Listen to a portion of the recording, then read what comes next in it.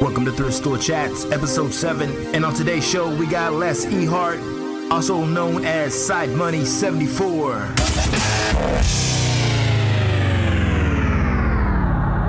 All right, today on Thrift Store Chats, we got Les Ehart from Alabama. He's a part of the Green Room. He sells on eBay. He sells on Craigslist. Welcome to the show, Les. How you doing today? Hey, I'm doing great. How you doing today? Oh, I'm doing wonderful. All right. Yeah, I'm thank you for having me on. It's going to be some fun here. Great. So, whereabouts do you live in Alabama? I live just about 20 miles west of Huntsville, Alabama, which is in the north part of the state. I think we're about 25 miles from the Tennessee border. Okay. Nice. And how long have you lived there? Actually, we moved here in October of last year, so we're kind of green here. I'm still learning the language. Yeah. What's the sometimes? What's the language like down there? What does what look like? What's the language like down there?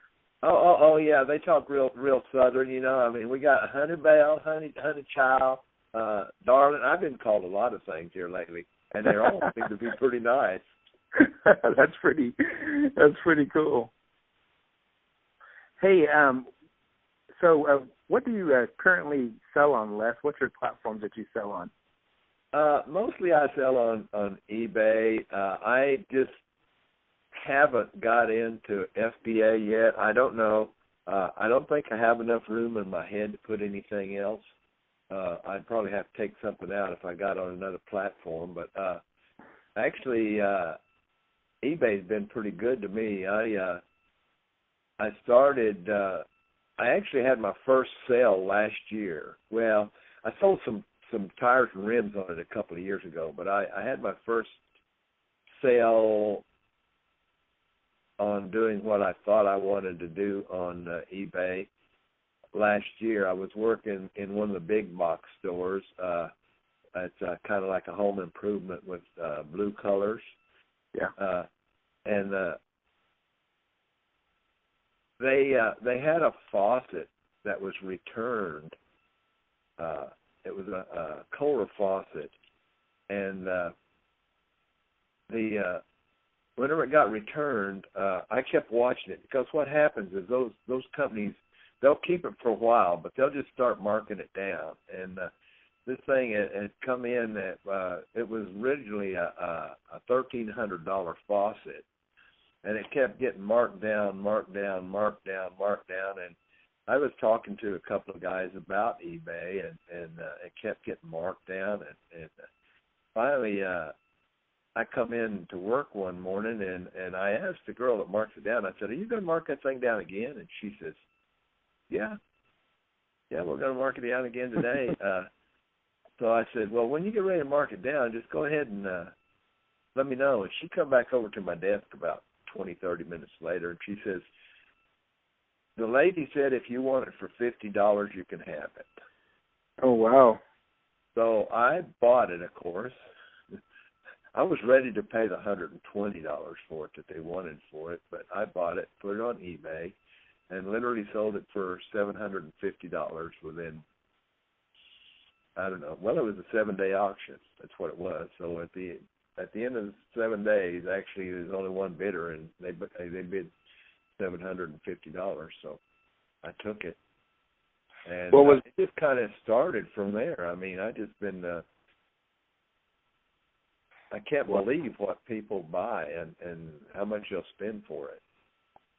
Yeah. Where do you try to go, or where do you go thrifting at, or where do you buy your stuff at? Mostly I do yard sales. I was doing a lot of trying to do a lot of thrifting in the thrift stores, but I don't know. There's stuff I don't know about in there, and I don't know. It's just I'm getting around that nervous part.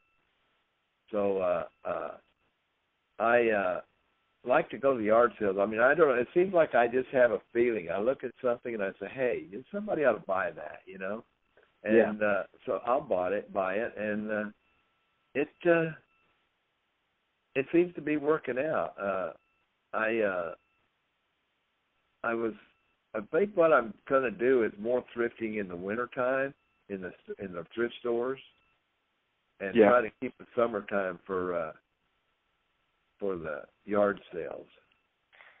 Yeah, the yard sales. I haven't been to a lot of yard sales until we went down when we were in Austin, and we went to all those yard sales, and there's a lot of potential there. You just have to, go through it, Yeah, there was some things that I would have bought had I have been home. I didn't go to Austin to source stuff, although that was fun to do what we did. I mean, yeah.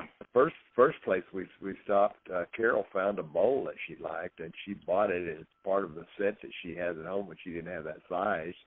And, yeah, cool. I mean, Mama's happy and I'm happy, and yeah, I saw that bowl. Happy, everybody's happy. Yeah, exactly.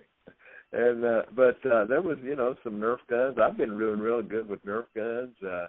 There was I don't know, that alligator head looked pretty good for the booth, but I don't know. I didn't smell it, so I don't know. It might not have been too good for the booth.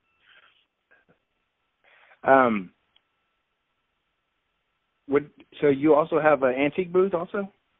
Oh yeah. Well, actually, we when we moved here from Kansas, we moved out of about a 3,500 square foot house into about a 2,200 square foot house, and we have a lot of stuff that we had to get rid of. And so there was an antique booth that when we first come here and looked for property, I was thinking about that for a long time.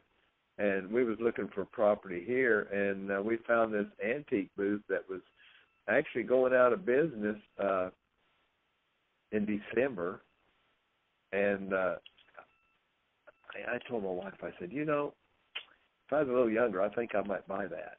But she talked me out of it real quick, like. But anyway, whenever the thing didn't completely go out of business, the person that owned it originally took it back over, and but what happened is a lot of people moved out, so they had space available, and I jumped in there and got ended up getting a total space of 10 foot by 7 foot, and it's been doing pretty good. It done real good the first 2 months. The second month it didn't do too good, but it started going up a little bit for the last 3 months now.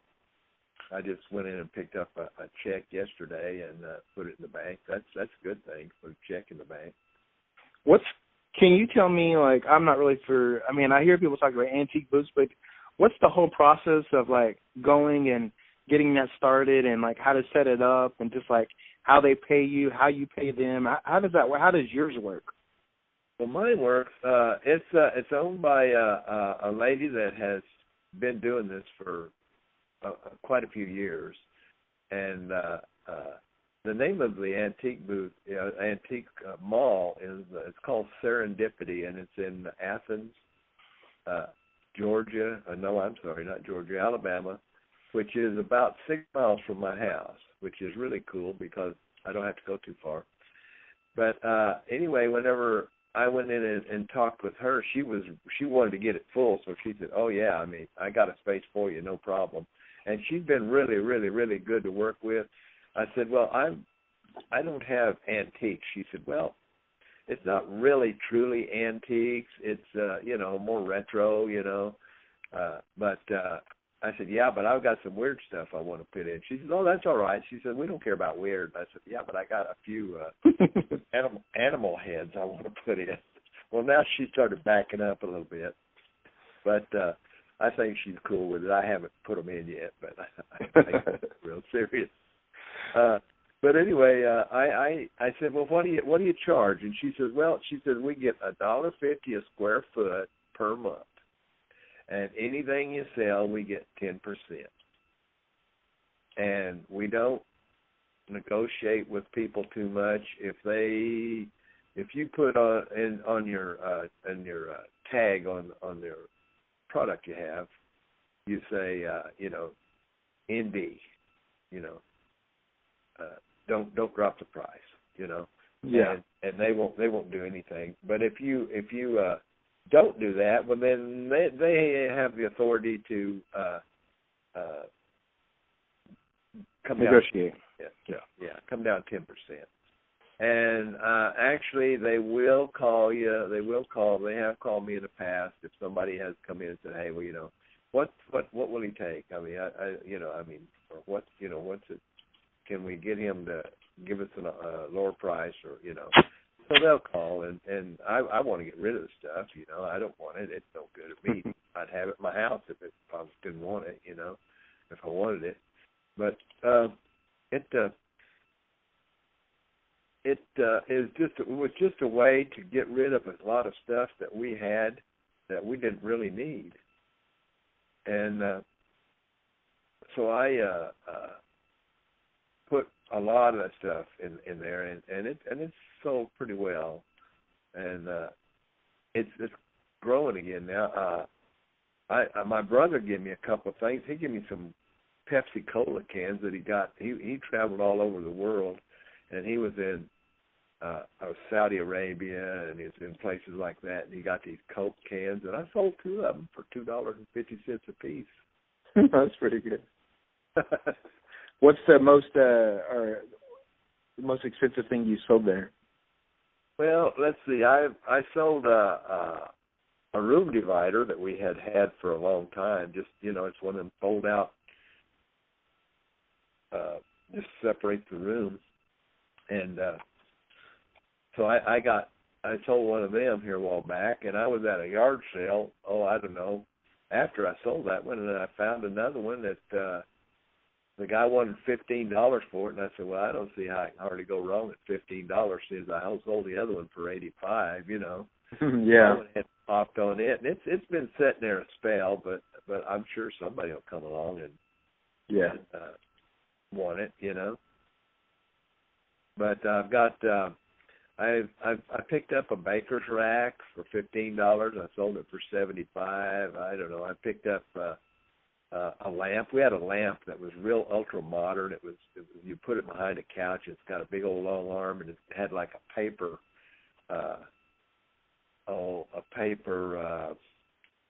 lampshade on it. Yeah.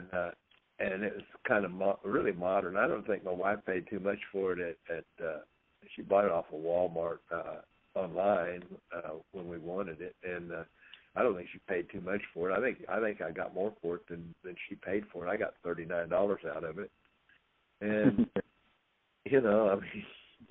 well, I better quit saying I. She'll probably listen to this here talk. we made that. I was thinking about getting me a handle. I was going to call myself Side Money 74. And everybody says, why you say Side Money 74? And I said, because I'm 74 years old. But I was going to call her Mrs. Spend Money.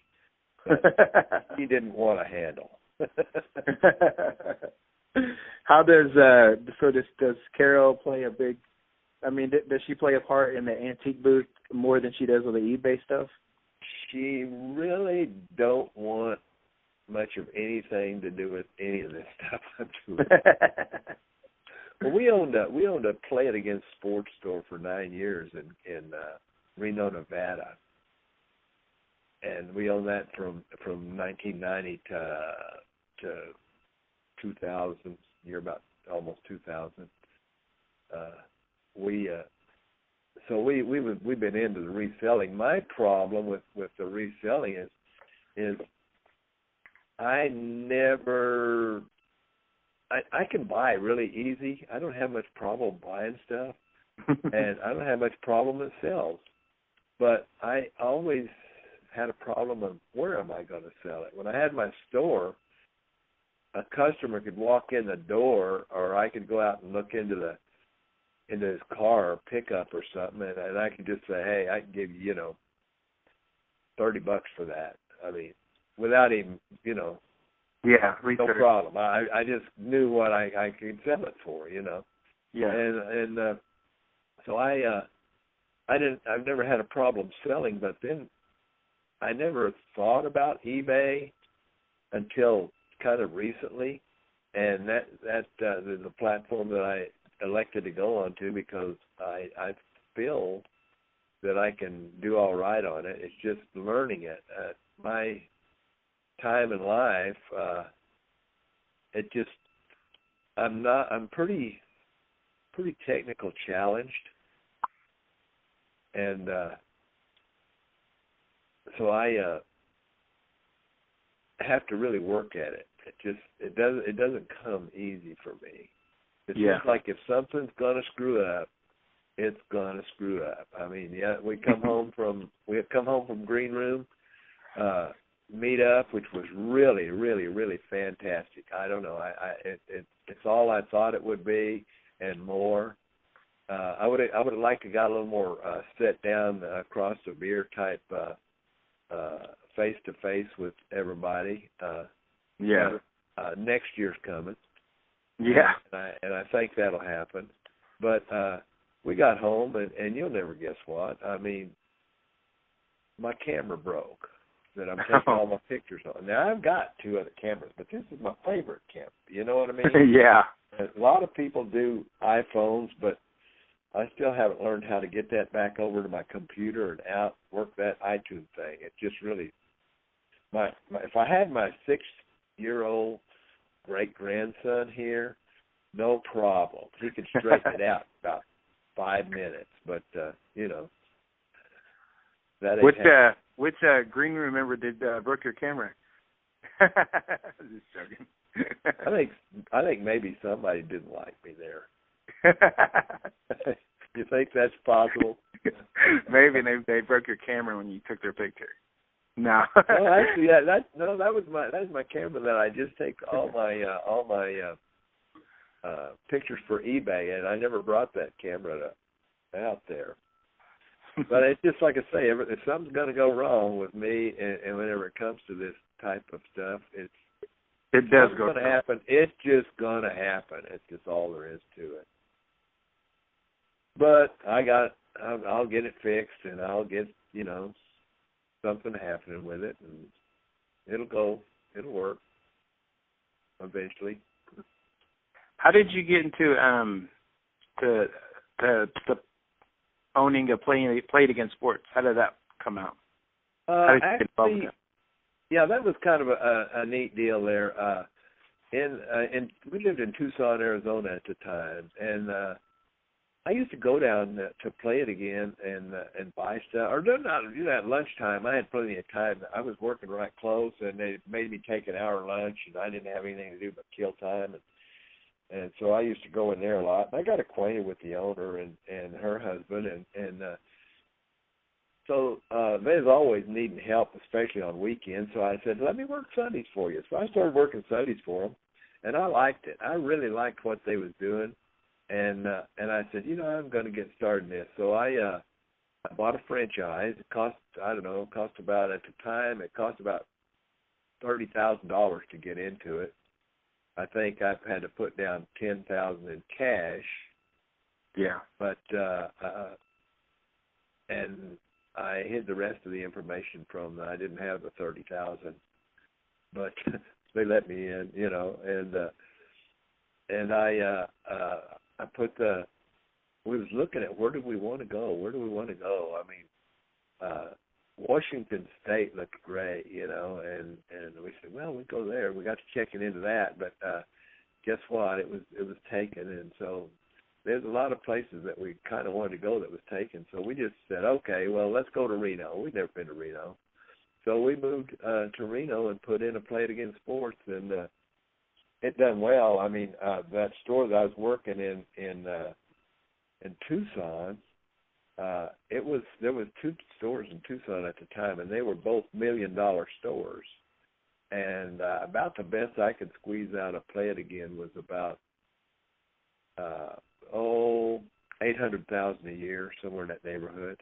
Yeah. But I had a house, I had 2 cars. That's like everybody else. Yeah.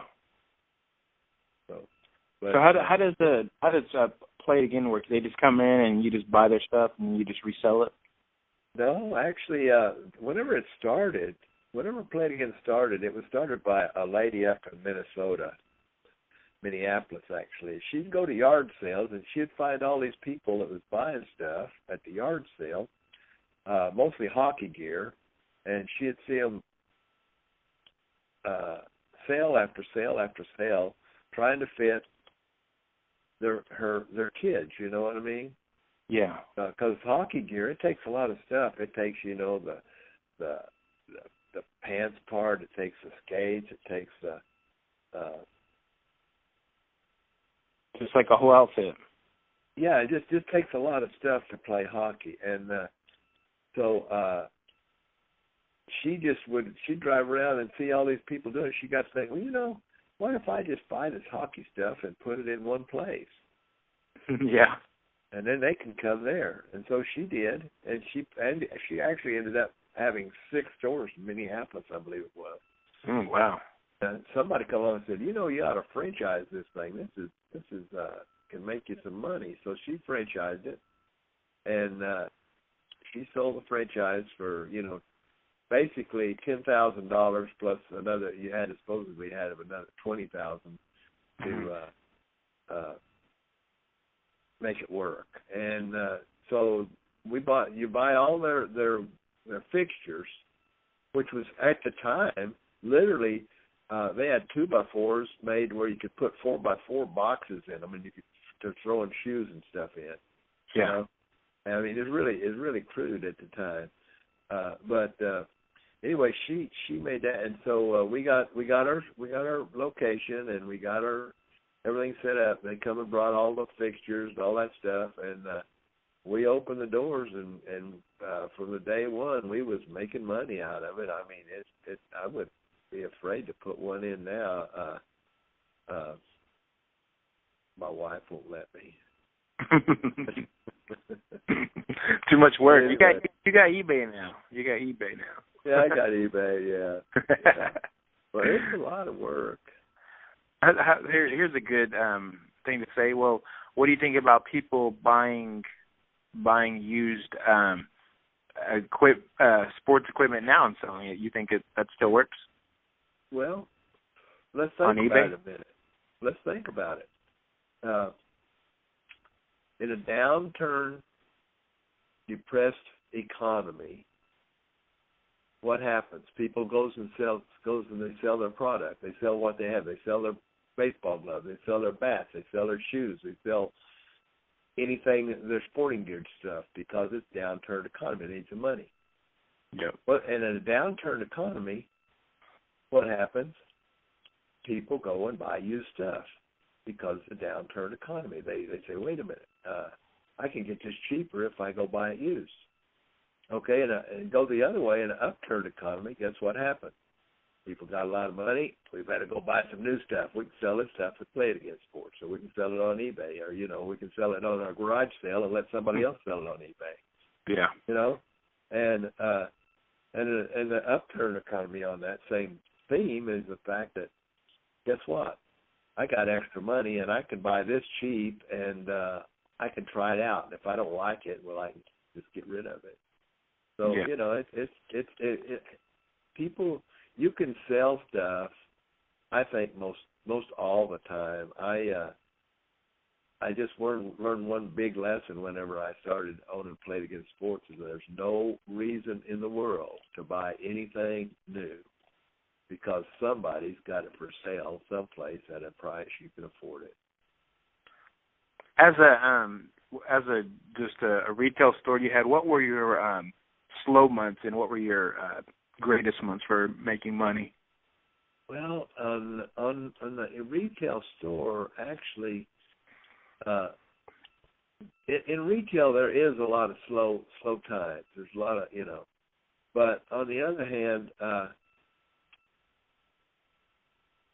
it depends on the season. I mean, in the early fall, what was your best season to sell sports equipment? Well, starting in the fall, I had everything to do with snow. I mean, we lived right there just out of Tahoe. It was about 40 miles from Tahoe, or 35 or 40 miles from Tahoe, and they got 26 ski resorts in that area. And so it was, you could sell skis in the winter. Come early spring, well, golf is starting to take up. Baseball's starting to take up. All the spring stuff. In the summertime, you got the fishing. I didn't limit myself. I took what I call the shotgun approach. I put everything that was related to sports in my store. I could sell. I could just sell anything that was related to in my store. So it didn't really matter. Where did you get all your merchandise from? 90% of it. Well, when I first started, it was all from yard sales. When I moved from Tucson, Arizona to Reno, Nevada, I went around and I started buying every piece of sporting goods equipment I could buy. And I had a van at the time, and literally when I drove to Reno, the van was loaded. I mean, and we had another car besides. So the van was completely loaded. I mean, you couldn't get another thing. The dog was sitting on my lap just about when I was driving. Yeah. That's a little stretch, but I mean, it was really loaded. But and then when I got there, and I set up my business, the guy came in from the corporate, and I had the store set up. I had it all, and he walked in and looked around, and he says, I don't know that I've got to do anything in here. He said, I've never seen a store set up as good as this one set up to open up. And I said, well, you got to realize who I was working for in Tucson. And, if you're working for $1 million store, you can bet that store's set up. So, Yeah. And, but anyway, we, from the word go, we did, and then I would always, but that was the old days. We didn't have the GPS stuff, and we'd get we had a map of the city and them little sticky tags, and the newspaper. And I would take the newspaper the night before. I'd start out on Wednesday because there would usually be a yard sale or two on Wednesday. Sometimes on Wednesday, and maybe 3 or 4 on Thursday, and a bunch of them on Friday, and a whole bunch on Saturday. And so I'd take the sticky and I would write the address down and put it somewhere on the map, just close to where I was going to go. And when I would go to that yard sale, then I would just tear that off and throw it in the floorboard, and then have to go clean out the car. But I was my brother-in-law and sister came down to visit one time. They lived in Nashville at the time, and I said, well, I got to go out. I got to do some shopping. And so they said, well, let's go. We'll all go together. So we all loaded down in the car. 4 people. Of course, I liked to have the back seat out, but it didn't work that way. And we're driving down, and we're still going to yard sales. And next thing I know, we pull up at a yard sale, and this guy's got a ball thrower. And, those things sell for about $600. Yeah. And I said, well, what do you want for this thing? And the guy says, well, I'd like to get $200 out of it. I said, yeah, that'd be good to get $200 out of it. What do you really, truly want for it, And I started fumbling around my pockets, and I always carried a $50 bill in my back pocket. Yeah. And I pulled out this 50, and I said, hey, I got 50 here. Will that work for you? And he said, yeah, that'll work for me. Just go ahead and take it. It'll be worth it. And, I always wore my shirt that said "Play it against sports." I didn't try to hide nothing from anybody. You know what I mean? Yeah. And I had people say, "Oh, you own Play It Against Sports. You're just going to take this and sell it." And I said, "Yes, sir. That's the way I make my living." And they'd say, "Well, I've got a camp stove. Well, can you sell a camp stove?" Yes, sir, I can. I'll take it. But anyway, I took that ball machine to the store, and set it out front, and I put a price of $250 on it, and it sold that day. And my brother-in-law, he just could not believe it. He said, I just can't believe you sold that thing that fast. I said, well, somebody wanted it. I had it at the price they wanted. I got what I wanted out of it. I never did worry about leaving a little money on the table. If I put a price on it and I got offered that price, I was, they said they wanted it, I was ready to sell it to them. Yeah, I think. What do you think about leaving money on the table? I mean, that's kind of what you have to do sometimes to make the sale, right? Well, like I say, I put a price on it. It's as an example. I used to shoot a bow and arrow in the '60s. I was a hunter, and I got into an archery club. And in this archery club, they were shooting what you call target. They shoot targets.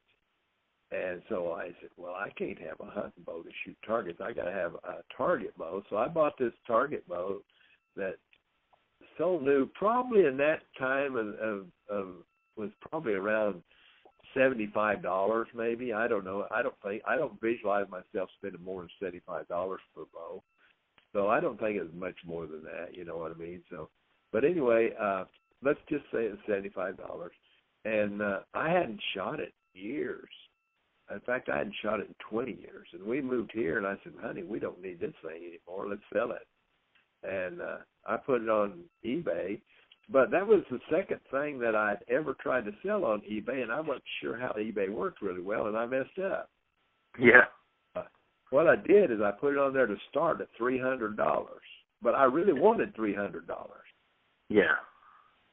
And about 20 minutes after it went on, this guy called me and said, do you want to really get rid of that thing? He said, I could buy it off you right now for, $300. And I said, well, that's what it's listed at, $300. He said, no, you got it to start on the auction at $300. There's no limit. And I said, oh, I messed up. I said, well, I don't know how to change it or anything. I said, I'm just going to let it ride and see what happens. I sold that bow for $505. Nice. That was the second thing I sold on eBay. Oh, wow. So you started out really, really good. Yes. I mean, it was, I was really doing good, so I said, well, let's just stick with it.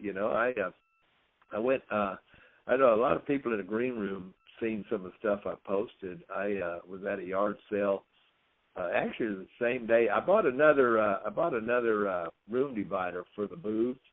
The guy wanted $15 for it. I bought it and put it in there. I hadn't sold it yet, but I'm sure somebody will buy it. But I found some outdated films for the 120, like the 120 Brownie cameras. It was mixed. It was, Kodachrome, Extrachrome, and it was different speeds and stuff like that. So I sorted it all out, and I ended up buying this film for I ended up the film was in a box there, and there was some Game Boys, not Game Boys, the Game 3. Yeah. PlayStation 3 game. Oh, yeah. Yeah. And so I went through there, and by being in the green room, I said, that one's no good. That one's no good. But I picked out about 3 games and put in there. And so I threw them on the box, and I asked the guy, I said, hey, he had $5 on the box. I said, you take $5 for all this with the games in there too? And he said, yeah, go ahead and take it. So I said, okay. I took it. I brought it home. Now, I would have never bought that stuff. Yeah. If it hadn't have been for the green room. I would have walked by that in a heartbeat. But listening to what people have to say, you can learn something every day if you let yourself, and I tried to do that. Yeah. So I listened to the green room, and they said, buy media, buy outdated media, buy this, buy that. Well, that film to me seemed like it was probably media. So I said, well, I'm going to pop on that, and I did. And before it was all over, I've got 2 rolls left, and before it was all over, I took that $5 and I turned it into $395. Oh gosh. So I mean, you just don't know what'll sell. I mean, people are buying stuff. I mean, I sold. One guy bought a lot of that film, a lot, not a lot of. I mean, he bought one thing that was a lot of film. If you know what I mean. He didn't buy a bunch of film. He bought a lot. So that was in Australia, and another guy bought a lot of film, and that was in Hong Kong. And I sold another lot of that film to somebody that I think forwarded it to Hong Kong, but I'm not sure. And the rest of it all was sold in the United States, mostly on the East and West Coast. Now, I have no idea what anybody's going to use that outdated film, but it doesn't matter to me. I don't really care. Yeah. I got what I wanted out of it. How did you? Are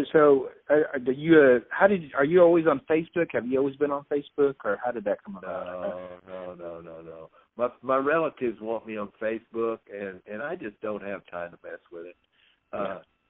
The only reason I'm on a Green Room Facebook, well, the main reason I guess I'm on Facebook, I was listening to the Facebook Hangouts that they was doing.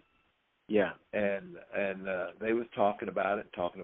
They was saying stuff that kind of made sense, I mean, like, if you listen to me, you'll make some money, Yeah. And I'm saying, well, dang, if I can make some money listening to you, why don't I just get in your group and start listening to you full, every day? I get a nugget. So I joined up in the Green Room. In fact, I got to pay y'all some money pretty soon in the next few days because it'll be a year now. It's not me. It's not my money. It's the Green Room money. Yeah, everybody pays. Yeah, and I don't care about paying. I mean, if I hadn't, it cost me $100 to go to the Green Room. Yeah. Facebook, right? Yeah. And you know what? I've sold film that was outdated. I've sold Game Boys that I would have never picked up.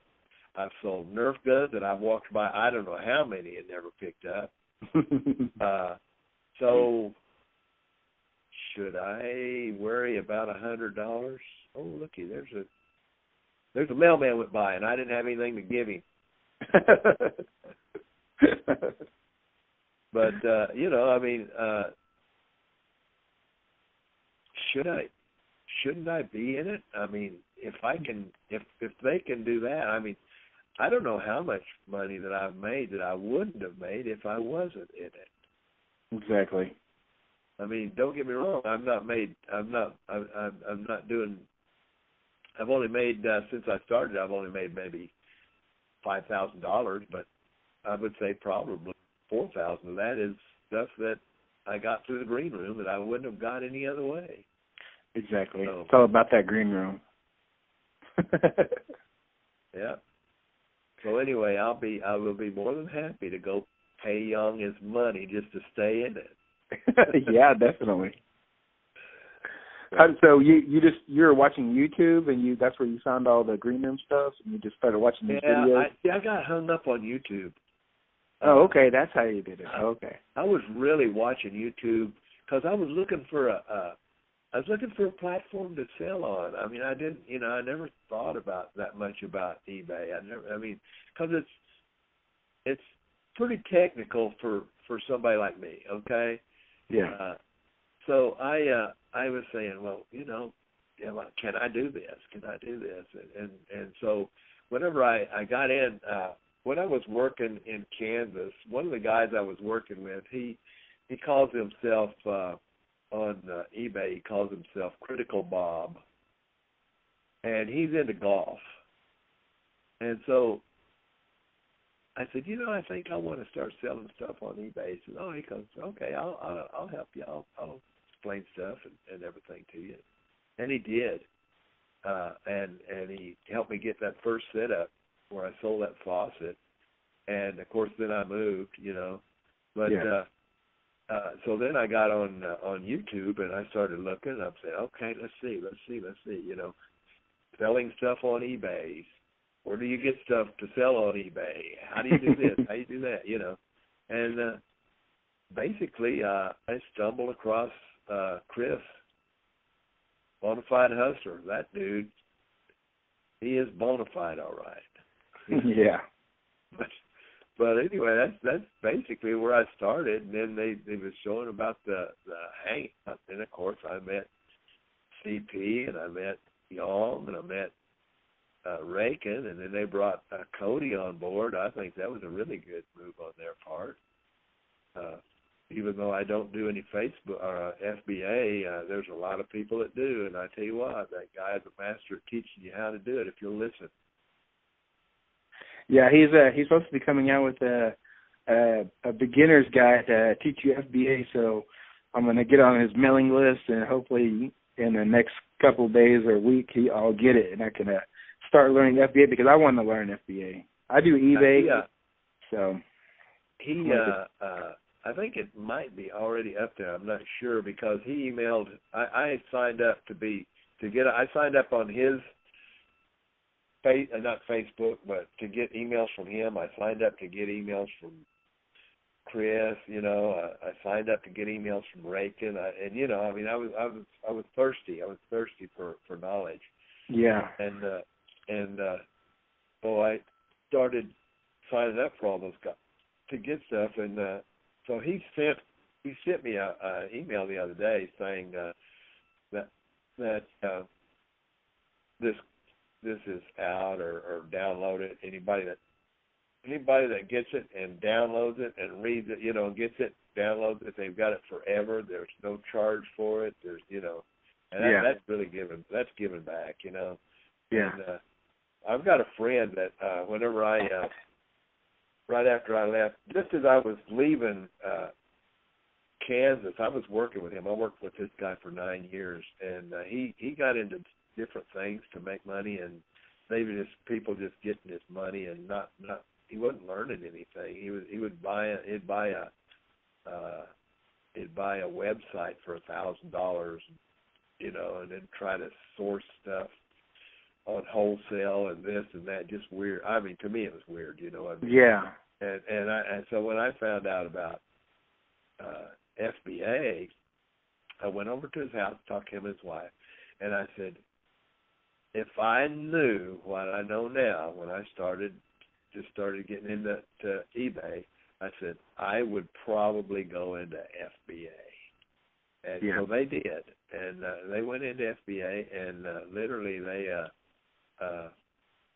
was selling, they was buying stuff from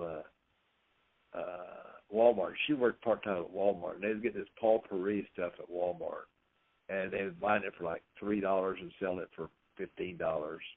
But then he wanted to get into FBA, but he says, well, I can't do it on FBA. I mean, in eBay, I can't do it on eBay because it costs me like $13 to send it, and then if I give it free shipping, I'm not making any money, and if I raise the price up to cover shipping, there's people selling the same stuff that, sell it for what we are on eBay, on FBA, are selling it. They're selling on FBA for what he would have to put it on the market for. eBay. And but I told him, I said, you need to get into this green room group because they can show you how to do this. They can show you how to do it right. It's going to work better.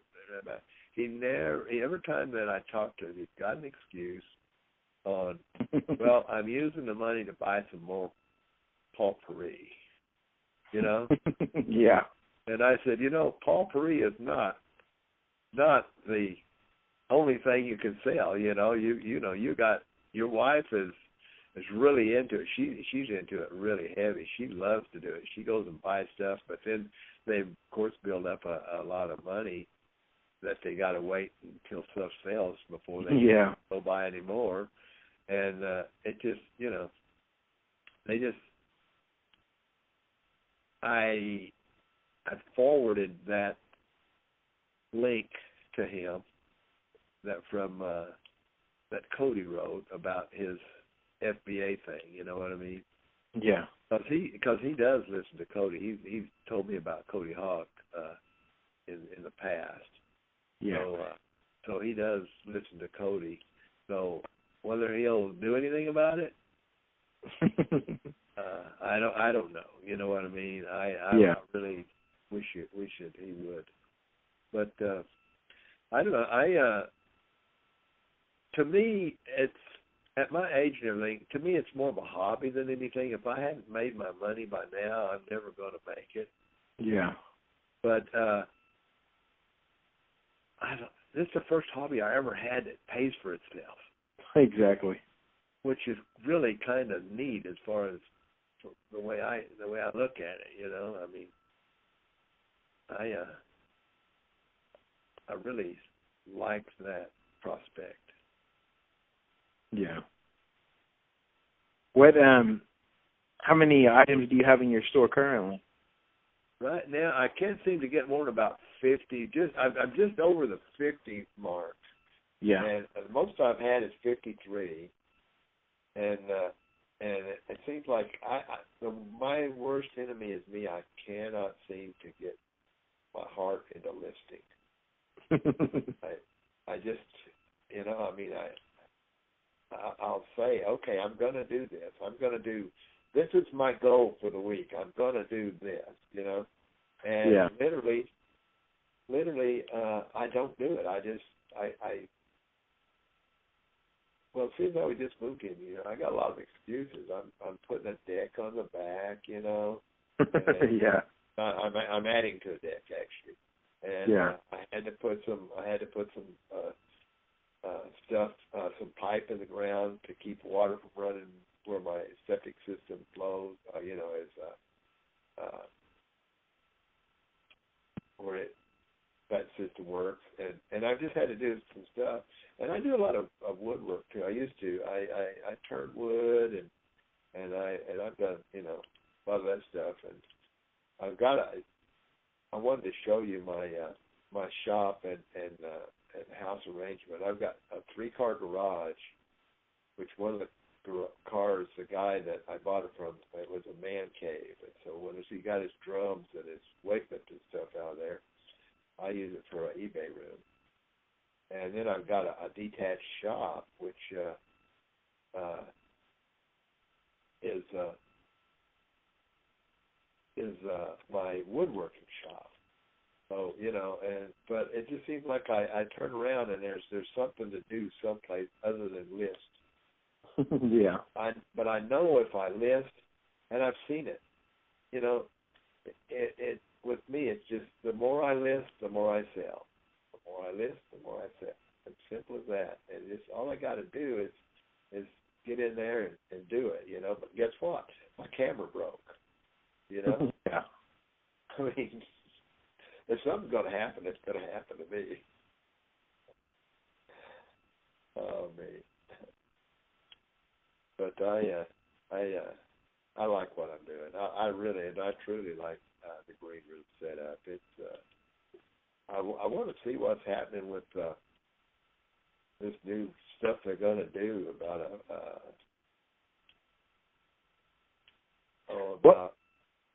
Yeah. About what? Oh, they're going to do with make a web page and stuff like that. Oh yeah. And I want to see what's going on there because, well, if it's like the way I figure, I don't know how it is, but I'm from what I can try to gather and understand, it's they're going to have like places if I don't do FBA, yeah, but if I go to the green room now to the then I've got to sort through what everybody else is saying. Which isn't a bad thing, because if you're sorting through there, you're looking at it, you're learning stuff too. You know what I mean?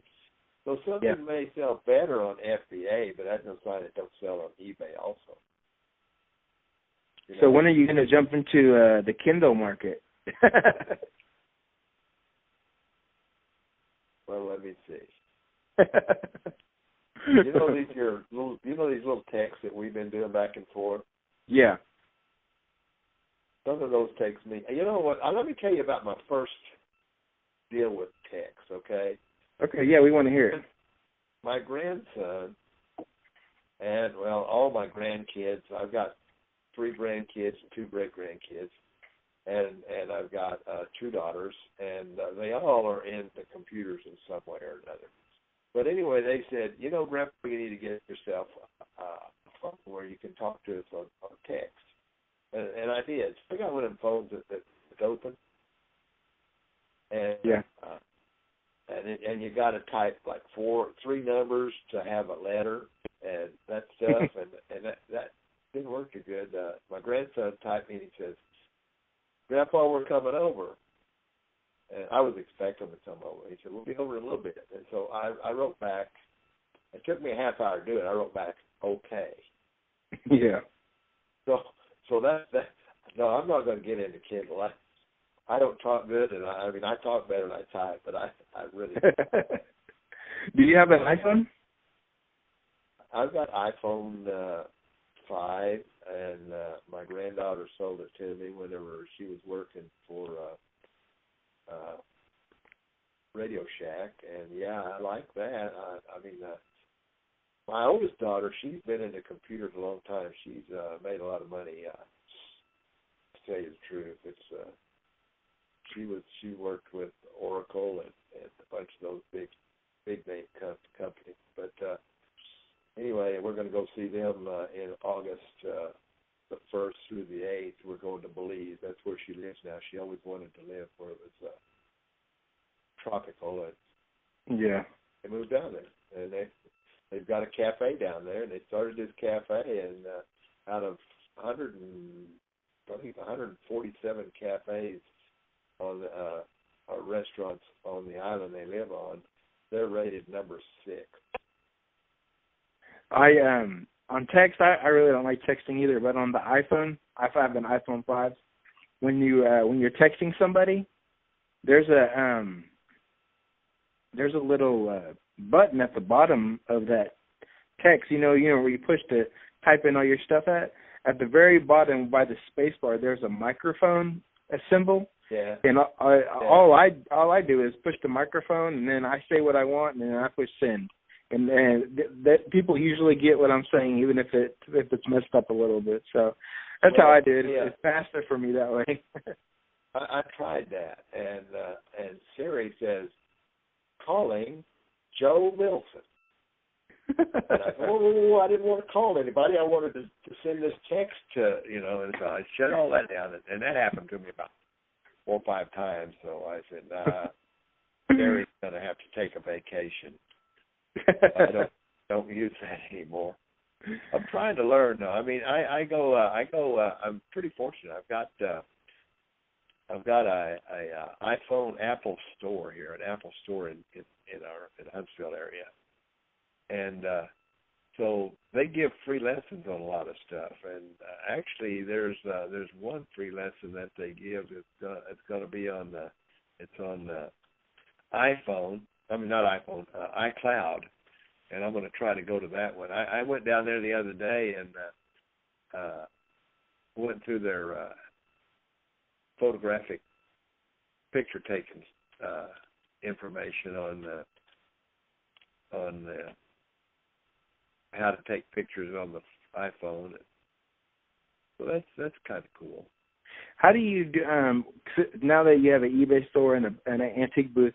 How do you when you go out and source an item? How do you choose between if you're going to put it in eBay or if you're going to put that in your antique booth?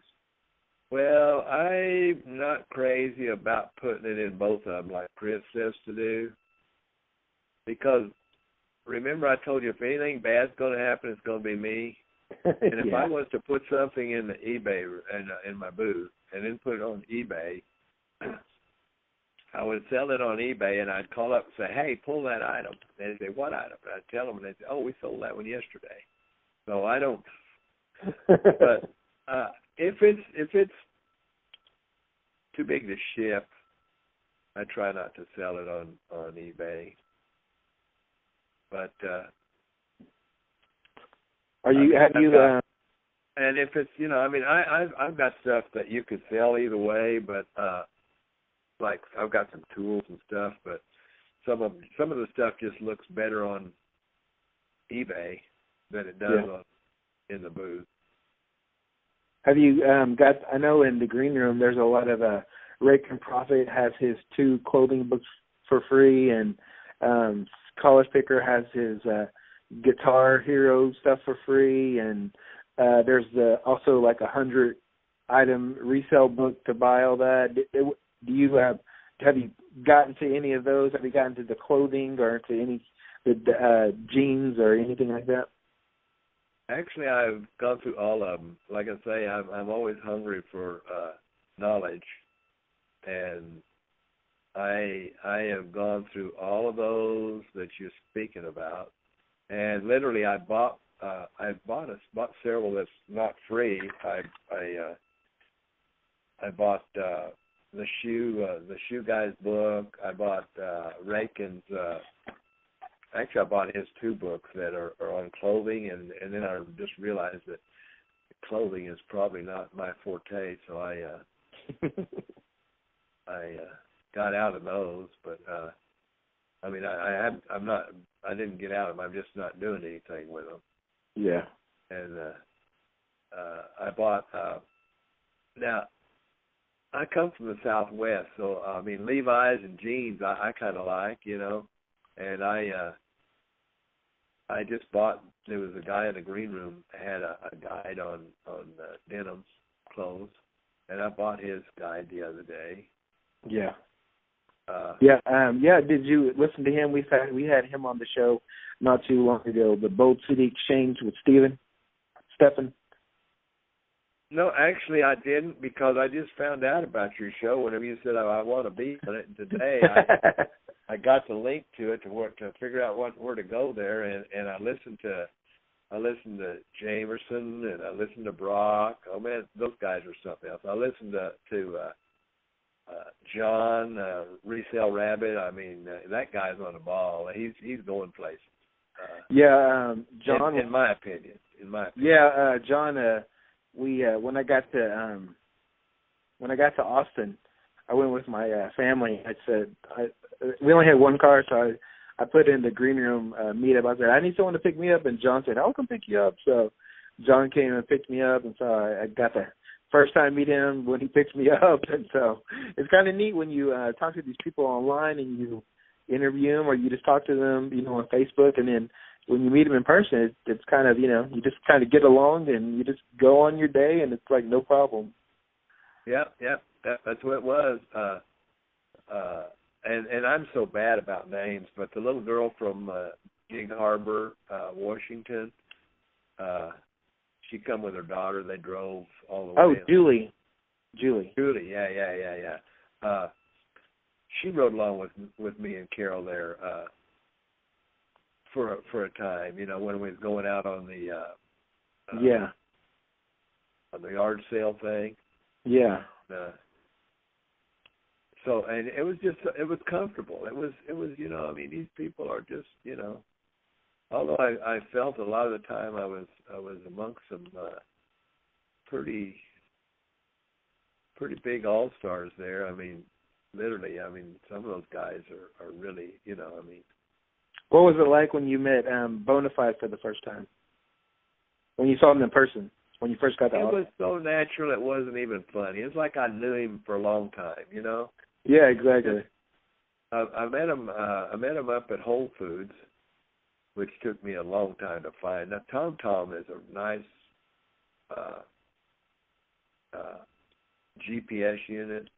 Yeah. But literally, Tom is. It'll lose you sometimes. It'll put you in places.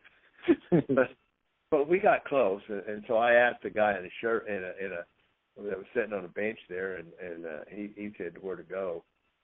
Actually, I tried to buy his shirt off of him, but I said I have another one. I'll buy this one from you, and I'll give you another one. But he didn't want to. He was a preacher, and it had his name on it. How about when you met? So what you're talking when you met Bonafide? Yeah. Yeah. So that's what I say. I mean, but I try getting to where they was having everybody meet was a chore, and I had to. Yeah. But it's like I say, I felt comfortable with everybody. I mean, and you know, I mean, dang, I couldn't believe when I met you. I mean, we just kind of seemed to hit it off there. Yeah, exactly. It just kind of worked out. Started playing the guitar at that yard sale. I thought I'd stand around and see if I could learn how to rap. I think rap is out my. Did you ever hear the Green Room song? Well, I've been listening to the Green Room for a long time. Yes, sir. Yeah, that was pretty much how that came about. I became a part of the Green Room. Probably here's I'll give you just a little short story how I became a part of the Green Room. I've always talked to Steve Rakin online even before the Green Room, and it's I saw the Green Room meet up last year. Just I wasn't even part of the Green Room yet until this year, and I actually got two Steve's books, and with the first thing I ever bought out of Steve's books was this blazer and this suit, and I sold it. I bought it for $5, and I sold it for $150. And with that $100, I joined the Green Room.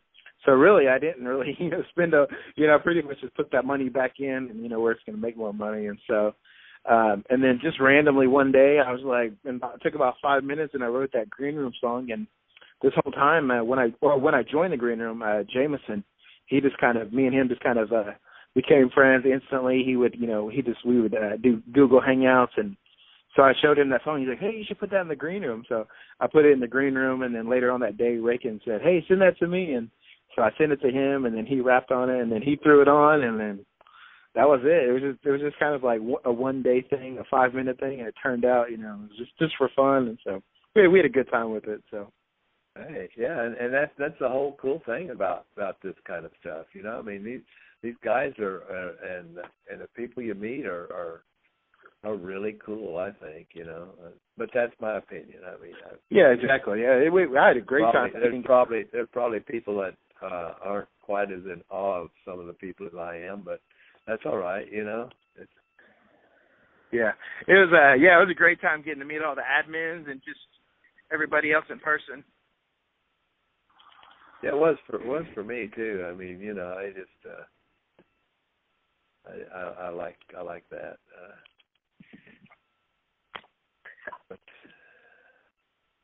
Well, it's we've had a good show here today.